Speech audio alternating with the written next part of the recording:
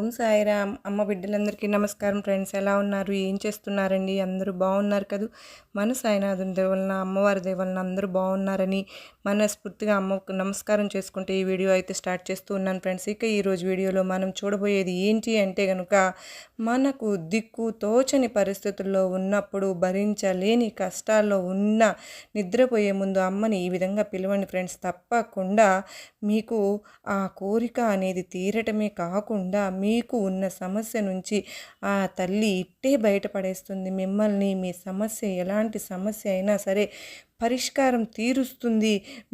మీరు భరించలేని కష్టంలో ఉన్నప్పుడు ఆ కష్టాన్ని ఆ తల్లి తీర్చేస్తుంది అంటే నమ్మండి.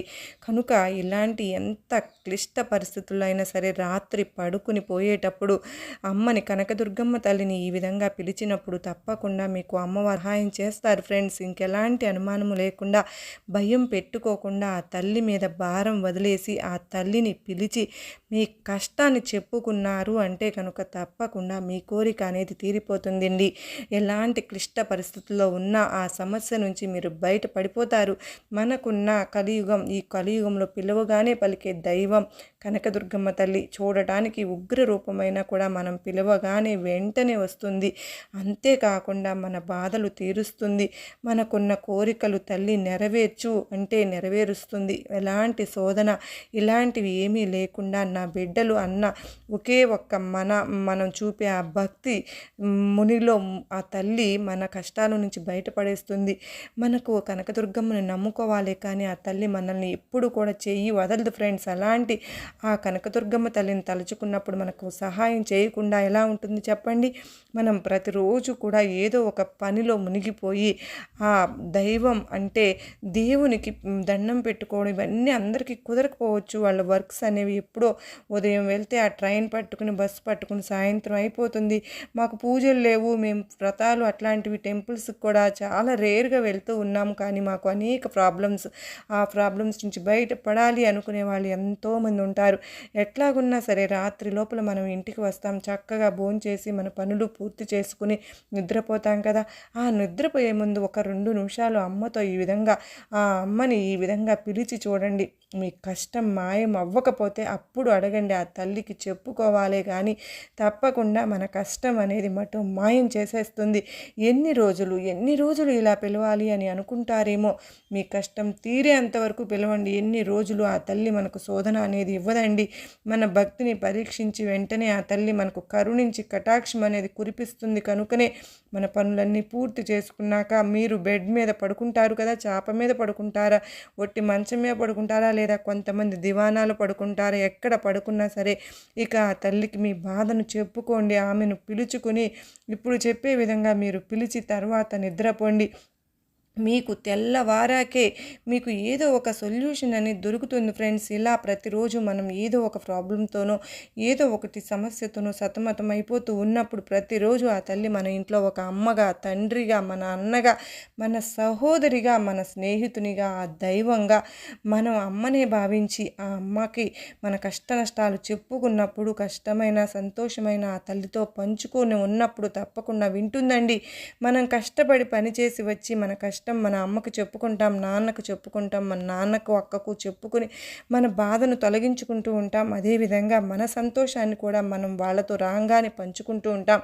అదేవిధంగా ఆ తల్లిని, ఆ జగమేలే ఆ యొక్క జగన్మాతను మనం ఆ తల్లికి మన ఇంట్లో మన సభ్యురాలిని చేసుకుని మన కష్ట నష్టాలు చెప్పుకొని మన సుఖ సంతోషాలు ఆమెతో పంచుకున్నప్పుడు ఆ తల్లి ఎంతో పొంగిపోతుంది. ఆ బిడ్డ అని మనల్ని హక్కుని చేర్చుకుంటుంది. ఇక ఎలాంటి కష్టం ఉన్నా సరే, అది డబ్బు కష్టమా, లేకపోతే పిల్లల విషయమా, భార్యాభర్తలా, లేకపోతే అప్పుల బాధలా, లేకపోతే ఆఫీస్లో ఒక ప్రాబ్లమ్మా, లేకపోతే బిజినెస్లో ఒక ప్రాబ్లమ్మా, ఏదైనా సరే ఫ్రెండ్స్ ఆ తల్లికి చెప్పుకున్నారు అంటే కనుక ఆడ మగ తేడా ఏమీ లేదండి. ఎవరైనా సరే ఆ తల్లికి నిద్రపోయే ముందు ఇలా పిలిచి మీ కష్టాన్ని చెప్పుకుంటే కనుక ఆ కష్టం నుంచి వెంటనే బయటపడేస్తుంది. ఇలా ఒక 3 రోజులు చెప్పి చూడండి.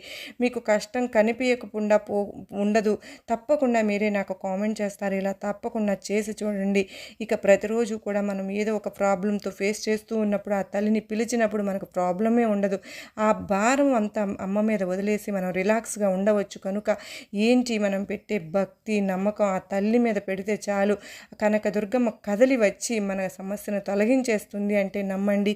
ఇక ఏం చేయాలి, మన పనులన్నీ పూర్తి చేసేసుకుని ఇక నిద్రపోతారు అనంగా మనం బెడ్ మీద ఎక్కి మంచం మీద ఎక్కడైతే పడుకుంటామో తెలియదు. ఇంకా ఇప్పుడు ఆ తల్లితో మాట్లాడి మేము నిద్రపోవాలి, వరాలు కురిపించే కనకదుర్గమ్మ తల్లి కదలిరా అమ్మా, నా కష్టాలన్నీ కడతీర్చు, నేను చేస్తున్న పనిలో నాకు సాయం చేసి అండగా ఉండు తల్లి. ఇదొక్కటేనండి ఆ తల్లి దగ్గర మన యొక్క బాధని మీరు గనక మనం అందరం కూడా తల్లికి సహాయం అడుగుతున్నాం.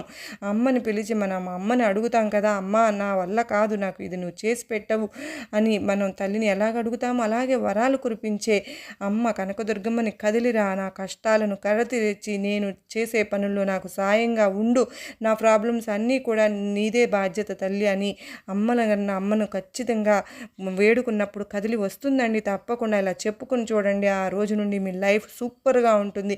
అది ఆఫీస్ వర్క్ అంతా చక్కగా మీకు అనుకూలంగా మారిపోతుంది. అలాగే ఏదైనా బిజినెస్ కూడా అన్నీ కూడా మీకు అనుకూలంగా పాజిటివ్గా ఉంటాయి ఫ్రెండ్స్. ఎందువల్ల అంటే మన పక్కనే అమ్మ ఉంటుంది, ఏ ప్రాబ్లం లేకుండా ఆమె చూసుకుంటుంది.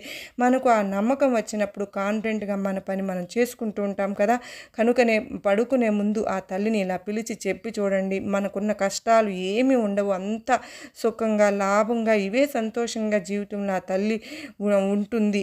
మనకు అఖిలాండ మండలాలను ఏరే మనకు వరాలు జల్లు కొనటం ఖాయం. అలా పిలిచి చూడండి ఫ్రెండ్స్, తప్పకుండా ఎలాంటి భరించలేని కష్టాల్లో ఉన్నవారికి కూడా ఆ తల్లి బయటపడవేస్తుంది.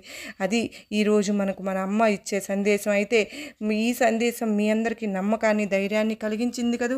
నచ్చినట్లయితే మరికొంతమందికి షేర్ చేయండి. అలాగే మరో చక్కని అమ్మవారి సందేశంతో మరలా మీ ముందుంటాను. అంతవరకు నమస్కారం అండి. ఓం సాయిరాం. జై కనకదుర్గమ్మ తల్లికి జై.